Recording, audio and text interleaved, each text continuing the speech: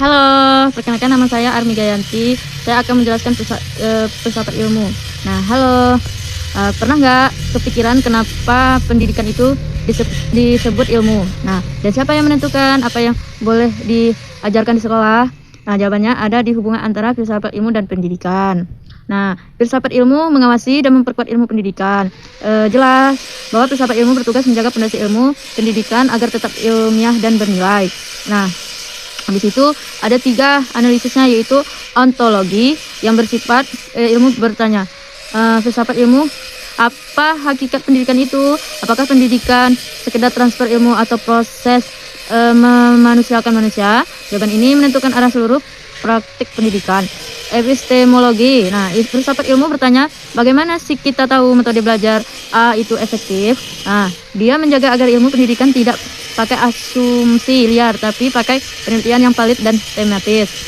3. Asiologi. Nah, asiologi, filsafat ilmu bertanya, untuk nilai apa pendidikan ini? Apakah untuk mencetak pekerja warga negara kritis? Nah, atau manusia berkarakter? Ini yang menjaga agar pendidikan tidak kehilangan arah. Habis itu, pendidikan memperkuat filsafat ilmu, hubungannya timbal balik praktek pendidikan di lapangan jadi laboratorium dan filsafat ilmu. Contoh, saat guru menemukan metode pembelajaran aktif membuat siswa lebih kritis. Pengalaman itu memaksa filsafat ilmu memperbarui pandangan tentang hakikat belajar dan pengetahuan. Jadi filsafat ilmu tidak hidup di menara gading, tapi berkembang dari masalah nyata di kelas. Nah, fungsinya, contoh masalah kenapa banyak siswa malas belajar. Ontologi, apakah kita melihat siswa sebagai objek pasif atau subjek aktif? Nah, epistemologi, apakah cara kita mengajar cocok dengan cara siswa membangun pengetahuan? Asiologi, apakah tujuan belajar yang kita tawarkan bermakna bagi siswa?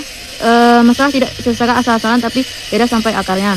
Yaitu satu contoh ini kan, pertama kurikulum merdeka. Ontologi, siswa dipandang punya potensi unik, jadi tidak diseragamkan.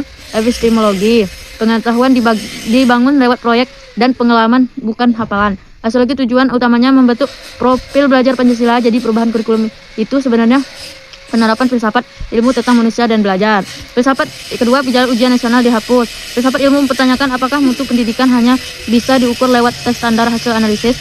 Ontologi dan sosiologi membuat kebijakan bergeser ke asesmen formatif yang lebih manusiawi.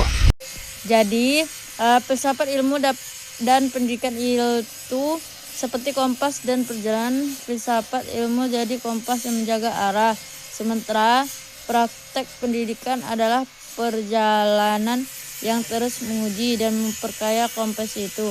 Tanpa filsafat ilmu, pendidikan bisa kehilangan nilai. Tanpa pendidikan, filsafat ilmu jadi kosong. Oke, terima kasih. Assalamualaikum warahmatullahi wabarakatuh.